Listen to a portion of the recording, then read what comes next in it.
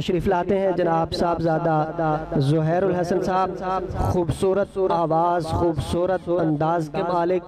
آپ حضرات کے سامنے اپنی خوبصورت آواز کے ساتھ نعتیہ کلام پیش فرمائیں گے، توجہ سے سماعت فرمائیے۔ جو ان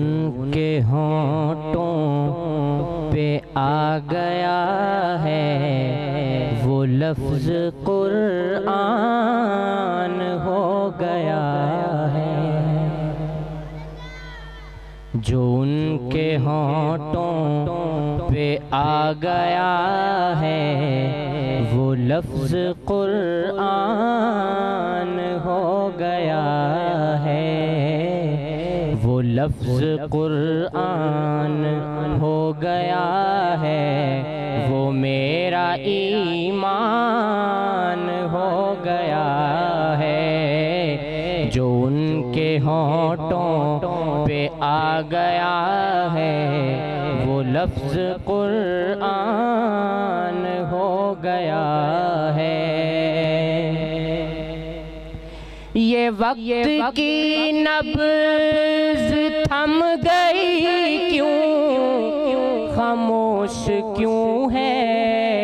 نظام ہستی۔ حضرات آپ حضرات کی توجہ اگر میری جانب ہوگی تو آپ کو یہ نعت سمجھ آئے گی۔ اس شعر کے اندر شاعر میرے آقا کی معراج کو بیان کرتے ہوئے کچھ یوں کہتا ہے، یہ وقت کی نبض رک گئی کیوں، خاموش کیوں ہے نظام ہستی، فرشتے حیران کہ عرش پر آج یہ کون مہمان ہو گیا ہے، ملک ہیں ششدر کے عرش پر آج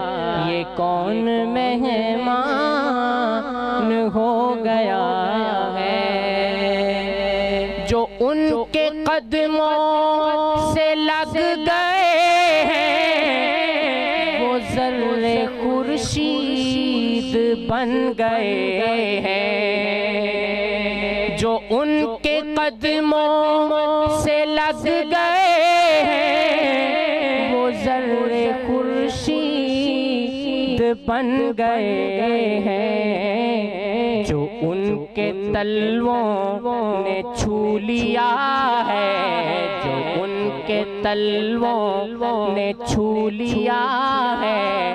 وہ سنگ مرجان ہو گیا ہے، جو ان کے تلووں نے چھو لیا ہے وہ سنگ مرجان ہو گیا ہے، جو ان کے ہونٹوں پہ آ گیا ہے وہ لفظ قرآن ہو گیا ہے۔ اور مجھے مدینے کا شوق تھا پر نہ زاد تقوی نہ زاد راہ ہے، مدینہ جانا ہے نا سب نے، تو آج کل اسباب کا دور ہے،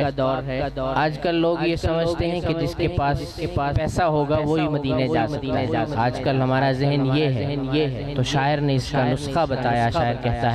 ہے مجھے مدینے کا شوق تھا پر نہ زاد تقوی نہ زاد راہ ہے، درود پڑھتا رہا میں ان پر، درود پڑھتا رہا میں ان پر،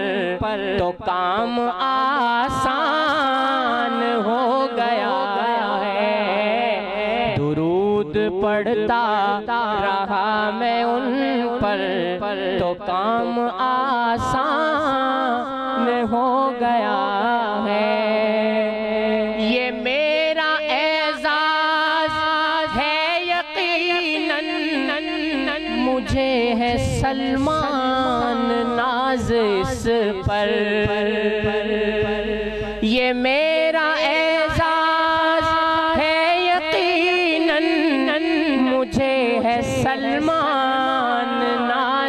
اس پر کہ ان کی مدحت سرائی کرنا، کہ ان کی مدحت سرائی کرنا، یہ میری پہچان ہو گیا ہے، کہ ان کی مدحت سرائی کرنا، یہ میری پہچان ہو گیا ہے، جو ان کے ہونٹوں پہ آ گیا ہے، وہ لفظ قرآن ہو گیا ہے، جو لفظ قرآن ہو گیا ہے، وہ میرا ایمان ہو گیا۔